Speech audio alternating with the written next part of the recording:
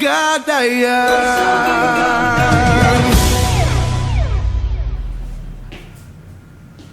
Assalamualaikum warahmatullahi wabarakatuh.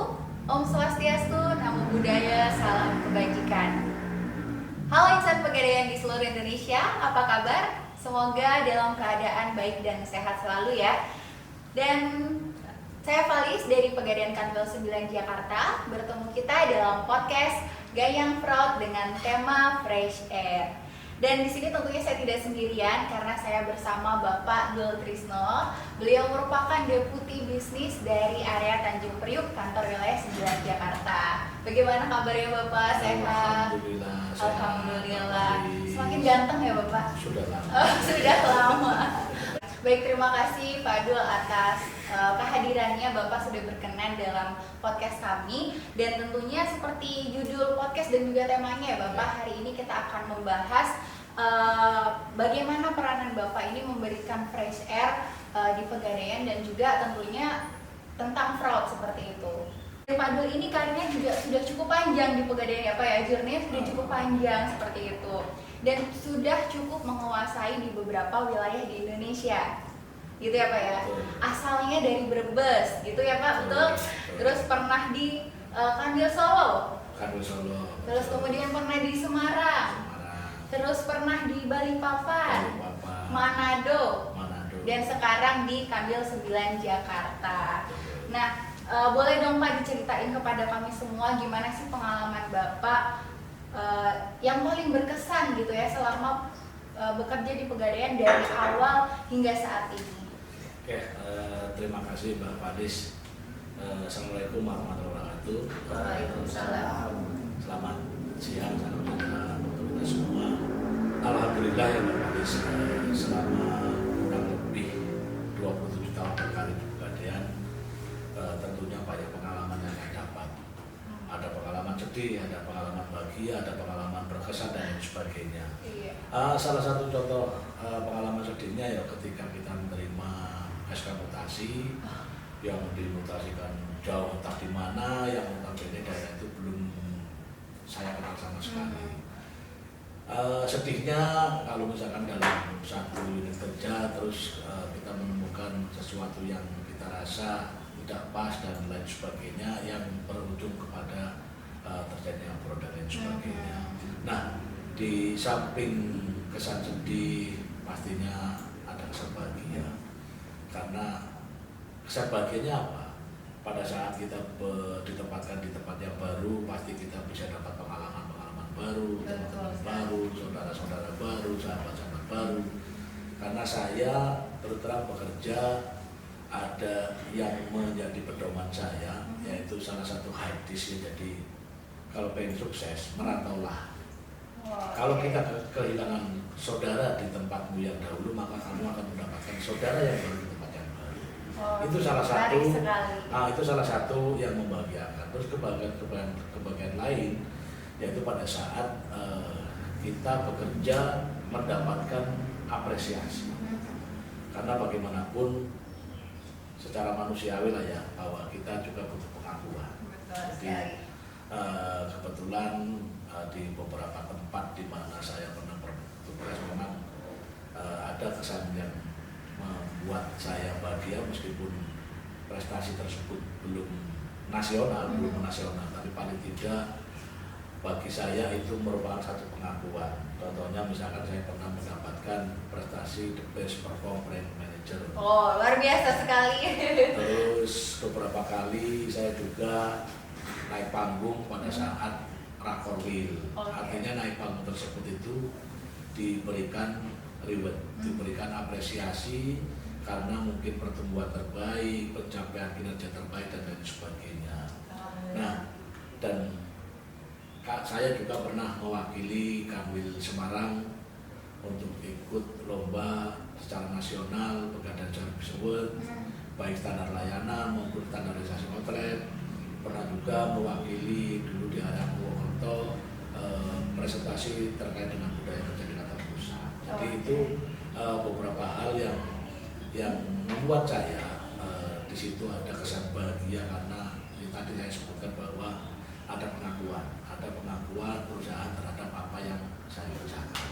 Jadi walaupun sedih harus meninggalkan keluarga gitu ya Pak ya, tapi ada pencapaian yang diraih dan juga diapresiasi alhamdulillahnya oleh Pegadaian. Tapi Pak, adakah perbedaan menurut Pak Dul sendiri Pegadaian yang awal Pak Dul masuk sampai saat ini? Atau Bapak mau nyanyi, kamu yang dulu bukanlah yang sekarang gitu? Gimana tuh Pak? Oh pastinya berbeda jauh sekali. Saya dulu kerja, pertama kali kerja itu mendapatkan gaji Rp375.000 per Oh bulan. iya.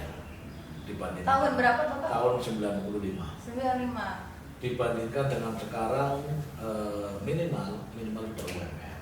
Artinya kalau anak-anak sekarang, Pak itu kan zaman dulu gitu. Oke zaman dulu, tapi kalau mau di-compare atau dibandingkan dengan kondisi sekarang ya, seperti yang kemarin mungkin Pak Bilbil pernah menyampaikan bahwa dulu tidak ada pembiayaan kendaraan bermotor.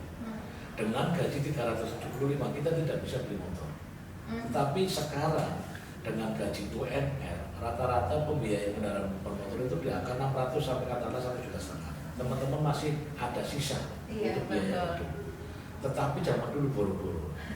Perbedaan kedua itu dari sisi kesejahteraan pastinya berubah banyak sekali karena sekarang perusahaan juga jauh lebih berkembang.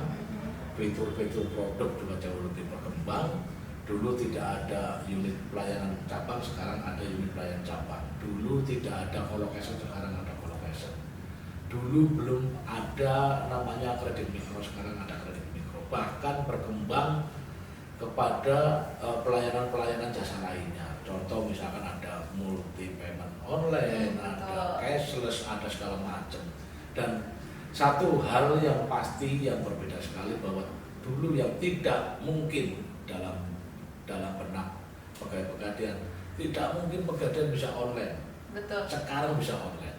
Karena dulu biasa setiap kali ada perkembangan atau setiap kali ada perubahan itu pasti akan terjadi resisten, perlawanan dari internal, dari dalam, dari pegawai-pegawai kita sendiri.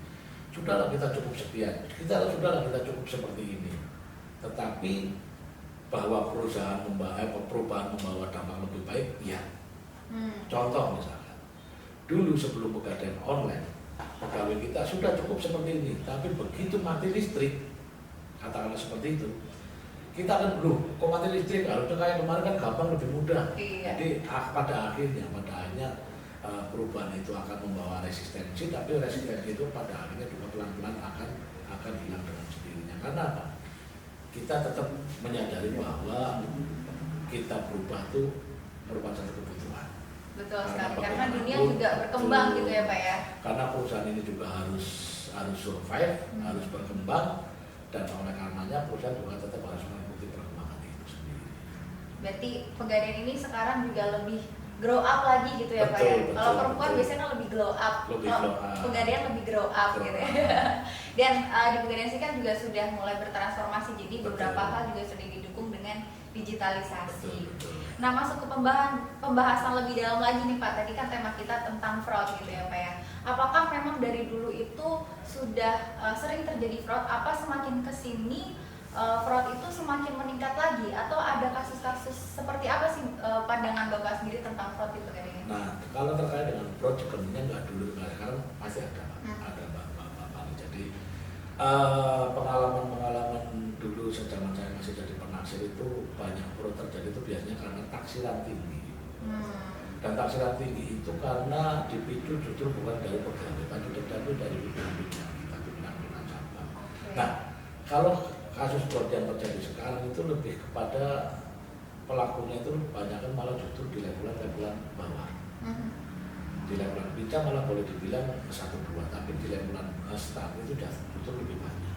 Dan fraud dulu dengan fraud sekarang pasti berbeda juga. Kalau fraud dulu itu secara materi mungkin tidak seberapa, tapi dibandingkan dengan fraud yang sekarang itu secara materi nilainya jauh-jauh lebih besar. Lebih besar ya. Jauh-jauh lebih besar. Modusnya pun sekarang macam-macam. Lebih banyak. Modusnya pun bermacam-macam. Jadi selain perkembangan perubahan perusahaan yang membutuhkan itu, ternyata berdampak juga terhadap terjadinya fraud dengan modus yang bermacam-macam. Berarti dunia juga semakin dinamis, ternyata orang-orang model-model penipuannya juga semakin dinamis juga seperti itu ya Pak. Orang-orang semakin pintar, pada akhirnya ya itu tadi. Biasanya orang yang mau berbuat jahat itu selangkah lebih maju dibandingkan kita yang memegang perusahaan itu atau memegang kendali itu. Biasanya orang yang mau berbuat nakal biasanya jauh lebih pintar. Oke. Seperti itu. Tapi berarti memang dari dulu sudah banyak terjadinya fraud. Betul. Cuman memang ya tadi yang saya sampaikan Mbak Falis bahwa kenapa modusnya sekarang itu lebih variatif ya, karena mungkin banyak dipengaruhi banyak hal ya. Hidup di zaman seperti sekarang ini yang sangat-sangat kompetitif ya. Ditambah hedonisme juga luar biasa. Terus tingkat inflasi, barangkali tingkat inflasi kita juga luar biasa. Sementara inflasi kenaikan penghasilan kita barangkali dalam tanda petik belum sebanding dengan inflasi kenaikan harga-harga barang di luar sana. Terus tadi ya gaya hidup juga berpengaruh, itu yang menjadikan salah satu modusnya itu beraneka macam. Oke. Tapi kan tadi Bapak bilang ada fraud karena taksiran tinggi gitu ya Pak. Betul. Apakah memang orang-orang yang melakukan fraud ini memang disengaja atau ada yang juga tidak sengaja seperti itu? Ada yang disengaja dan ada yang tidak sengaja. Berarti bisa gitu ya terjadi, siapapun berpotensi untuk mengalami fraud. Siapapun berpotensi mengalami fraud. Baik itu fraud dilakukan langsung oleh dirinya sendiri ataupun terkena imbas. Seperti misalkan begini. Kalau sekarang kan didengung-dengungkan bahwa fraud itu nanti rentetannya ke level 3 berikutnya, karena seperti itu. Kalau misalkan ada pelaku fraud, misalkan pengelola UPJ, nanti berdampak kepada pinca dan deputi. Nah, itu artinya fraud yang tidak dilakukan langsung oleh seorang deputi, tapi karena dampak atau imbas dari pelaku lain. Seperti itu. Berarti di sini juga peran leader juga sangat berperan sangat berperan. Perannya bahkan besar sekali gitu. Lalu sebagai sosok leader nih Bapak kan di sini sebagai deputi bisnis ya Bapak ya, dan juga tentunya menjadi panutan bagi insan pegadaian. Nah, bagaimana Bapak ini memberikan fresh air di unit kerja Bapak khususnya? Jadi begini Mbak Falis, jadi kondisinya sebenarnya sama antara pimpinan dengan bawahan. Pada saat pimpinan mau ditugaskan di tempat yang baru, pasti akan melihat bagaimana si anak buah kita. Begitu juga sebaliknya, anak buah pada saat mendapatkan pimpinan baru pasti akan berpikir bagaimana sih atasan kita, kan seperti harus itu. mengenali gitu Pak ya. Nah, di sisi lain begini, di sisi lain itu bahwa sistem Indonesia itu masih paternalistik, yang semuanya harus membutuhkan budaya contoh. Iya betul. Yang ketiga kesalahan kita juga melabeli atau memberikan predikat pada satu zaman misalkan. Katakanlah ada zaman milenial, ada zaman Gen Z dan lain sebagainya. Itu sebenarnya kalau menurut saya, dalam pandangan saya itu sebenarnya sebuah pemberian predikat atau labeling yang menurut saya nggak pas. Karena seperti halnya pada saat saya baru-baru mempunyai anak nih, kan sering belajar tuh di majalah-majalah tabloid tentang bagaimana cara mendidik anak dan sebagainya gitu kan. Kita dilarang memberikan label pada seorang anak itu, kamu anak nakal, kamu anak culas dan lain sebagainya. Karena apa? Pada saat kita memberikan label seperti itu, pada saat kita memberikan label kepada seorang anak bahwa you nakal, you culas, kalau dia nggak nakal berarti bukan saya. Pada akhirnya si anak itu menjustifikasi bahwa saya harus nakal.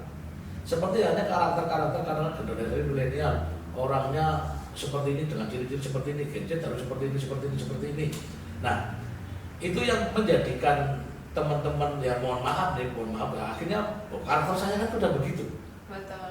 Jadi karena saya harus seperti itu, betul, karena sudah terlabeli seperti itu. Kalau saya nggak begitu berarti saya dianggap nanti bukan anak milenial dong kan gitu. Nah, itu salah satu kesalahan, ya bukan salah ya, mungkin dalam pandangan saya memang kurang pas itu ya. Nah sekarang di sini dibutuhkan benar-benar peran seorang leader. Seorang leader harus bisa masuk tadi pertama harus bisa memahami karakter, bagaimana karakter anak buahnya.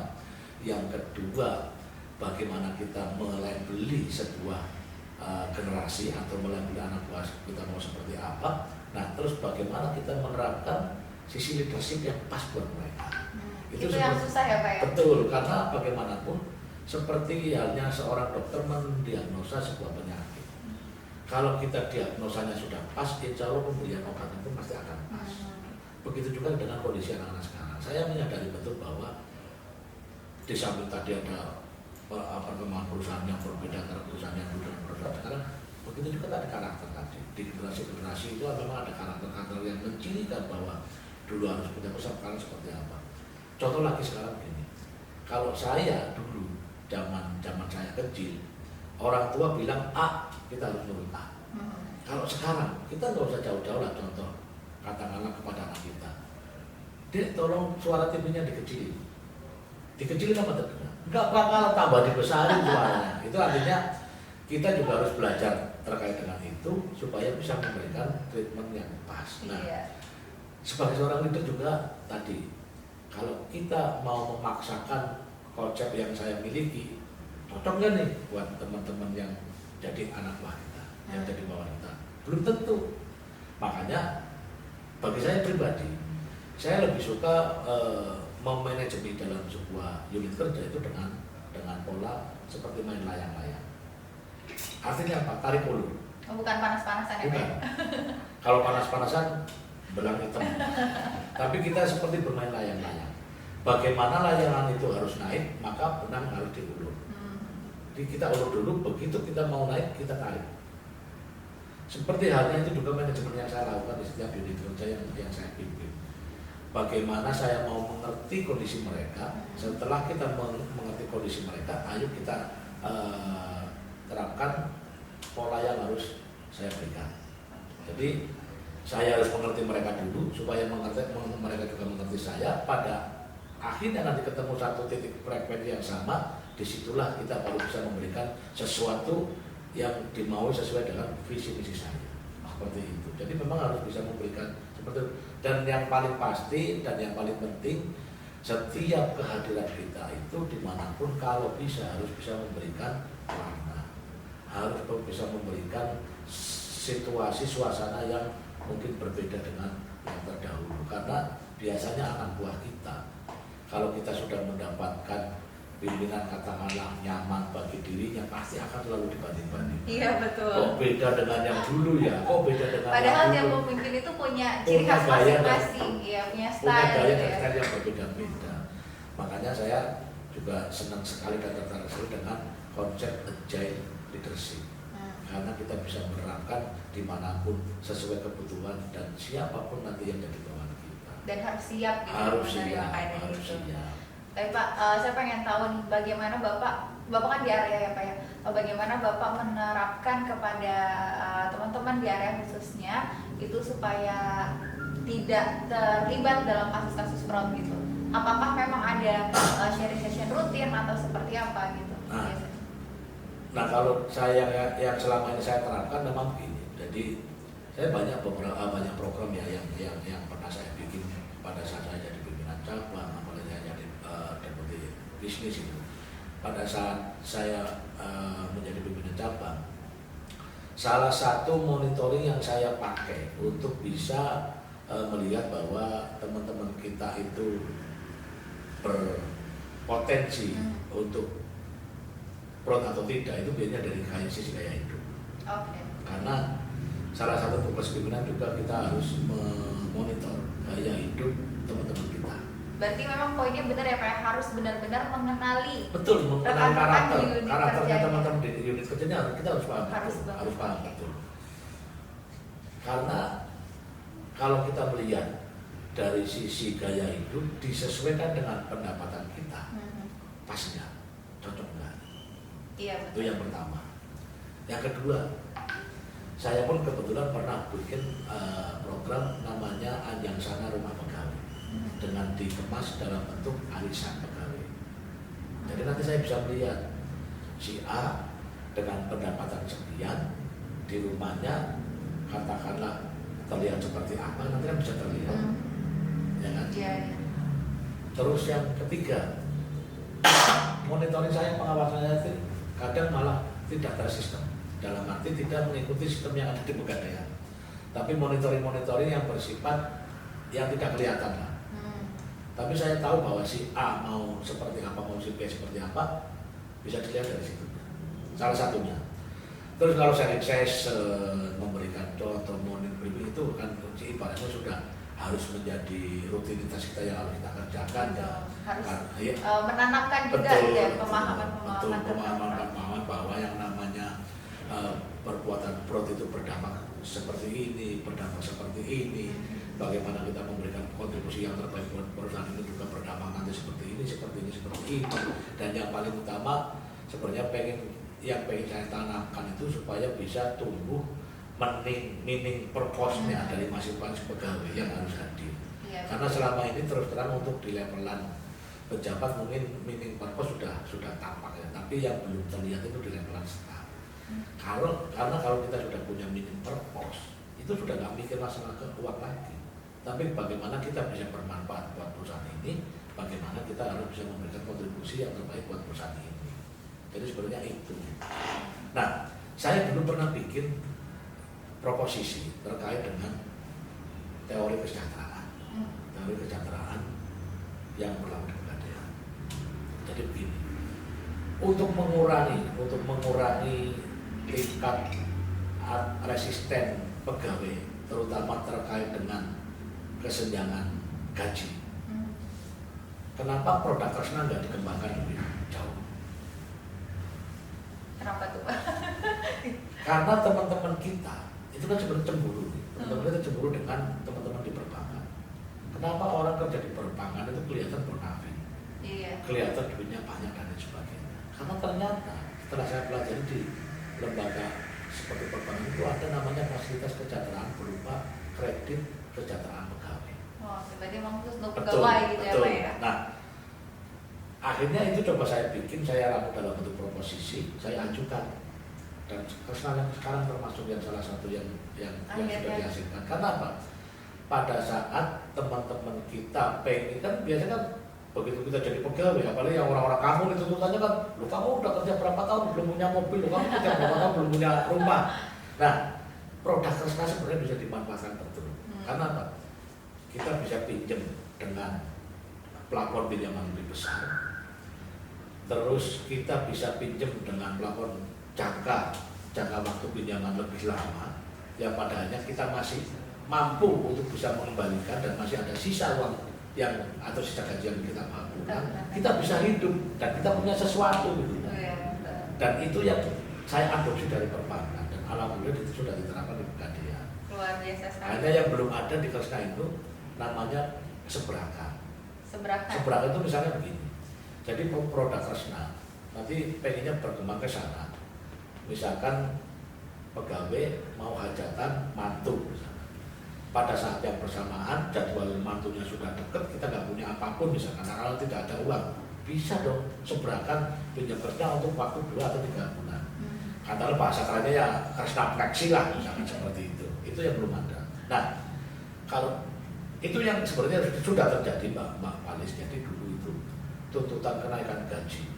Karena dulu pegawai-pegawai itu kan setiap tahun hampir rutin kenaikan gaji. Mungkin teman-teman yang sebaya saya atau kelas saya itu udah mengalami setiap 10 tahun itu pasti ada kenaikan gaji. Sekarang hampir kita tidak pernah merasakan kenaikan gaji, tapi tuntutan terhadap itu hampir nggak ada. Karena fasilitas sudah dipenuhi. Jadi pemenuhan kredit kesejahteraan itu termasuk juga salah satu fasilitas kesejahteraan yang bisa kita peroleh dari perusahaan ini. Dan itu juga mungkin bisa jadi meminimalisir terjadinya fraud gitu Pak ya? Meminimalisir, paling tidak meminimalisir. Terpantau gitu ya? Terpantau, karena apa, RPC-nya kelihatan. Terus kalau misalkan nggak masuk RPC-nya juga nggak bisa disetujui. Karena kita disesuaikan, kamu pinjam gede-gede tapi nanti mampu bayar atau tidak. Iya. Artinya langsung terpantau karena tersistem. Betul. Baik Bapak, untuk sekarang sendiri kan Pegadaian itu atau BUMN itu sudah menganut core values akhlak ya Bapak ya. Dan itu juga menjadi core values dari perusahaan BUMN lainnya gitu. Nah, bagaimana sih relevansinya budaya akhlak ini menjadi pencegah jadinya fraud gitu menurut Bapak? Relevansinya sangat besar banget ya, karena kalau kita melihat dari pengertian akhlak sendiri. Pengertian akhlak sendiri kan artinya apa? Sesuatu yang disengaja untuk sesuatu yang baik. Betul. Akhlak perilaku lebih kepada perilaku, attitude, ya kan? Semuanya Budi menganut dari situ pekerti, ya. gitu kan? Nah, perusahaan ini berasal dari anggota-anggotanya berasal dari latar belakang yang berbeda, budayanya berbeda, bahasanya berbeda, suku berbeda, pola asuh keluarga berbeda, pendidikan berbeda, dan pastinya harus ada satu budaya yang bisa mempersatukan itu. Betul. Harus ada yang mempersatukan itu. Nah, maka kita bisa kita diikat di budaya akhlak. Kalau dulu sebelum akhlak kan ada INTA dan lain sebagainya, itu juga sesuatu yang luar biasa bagus. Dan kalau kita benar-benar bisa mengimplementasikan itu, contohnya di amanah. Amanah itu apa di dalamnya? Integritas. Integritas itu yang kita perlukan, ya kan? Iya. Pegadaian ini selalu setiap hari berputar dengan uang, dengan barang. Kalau kita tidak punya integritas kan hubungannya dengan keimanan kita, ya kan? Kalau kita tidak punya integritas, habis sudah kita. Makanya budaya akhlak ini kalau implementasinya betul-betul, apalagi di butir-butir perilakunya, itu luar biasa. Karena di alam sendiri walaupun memang maknanya sangat luas gitu ya, Dalam banget. tapi dalam gitu. Banget, Dan dalam itu kita banget. jadikan pedoman gitu ya, Betul, ibaratkan betul. untuk menjalankan pekerjaan kita Betul. sehari-hari. Makanya kalau kita nggak punya pedoman kan seperti apa ya? Seperti Bingung arahnya ya. orang buta jalan nggak punya tongkat seperti itu kan. Makanya kampanye implementasi akhlak juga mestinya secara masif. Karena yang melindungi kita yang dari situ. Kalau cuma kita mau berdasarkan keyakinan masing-masing, bisa macam-macam. Tapi kalau dari akhlak, kita diikat dari budaya akhlak itu luar biasa.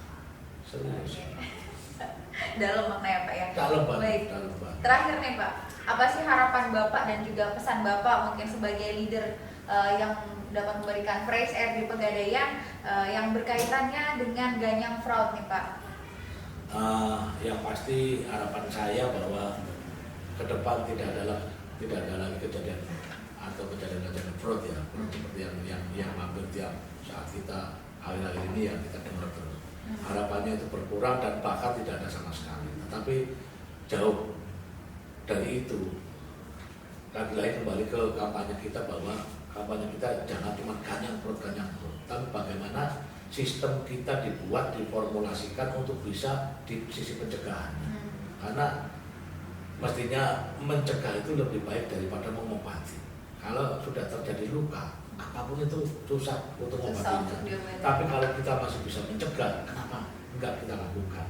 Jadi sistem kita coba dibuat, mungkin diformulasikan sedemikian rupa, mungkin perlu dikaji ulang atau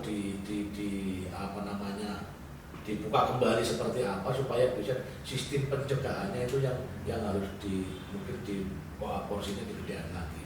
Nah, saya ingat betul bahwa kejadian fraud yang terkait dengan Waskan ini sepertinya mulai lahir sejak perpindahan sistem dari Sisdadu ke apa ini yang namanya yang baru PES. Oh PES ya. Karena banyak teman-teman pincang yang dulunya rajin pelaksanaan Waskan dan lain sebagainya, ternyata setelah Sisdadu agak malas. Karena apa? Karena pada saat berganti ke Sisdadu, setiap kali ngitung barang itu nggak pernah akur dengan sistem dengan data yang ada. Dan ini mungkin perlu kajian lebih khusus lagi di level pusat atau apa yang berkepentingan dengan itu, barangkali bisa diformulasikan kembali sistem pengawasan melekat kita, barangkali itu. Karena terus terang bagi saya, mungkin bagi teman-teman yang lain, mungkin bahwa yang namanya mencegah itu jauh lebih baik dibandingkan mengobati. Yang tentunya dengan pengawasan yang maksimal gitu ya. Pengawasan yang maksimal dan lain sebagainya. Itu tadi beberapa monitoring yang bisa dilakukan teman-teman semua gitu. Oke. Terima kasih sekali lagi kami ucapkan. Bersama kita berperan aktif dalam Ganyang Fraud, tetap waspada dan sadar resiko. Oke.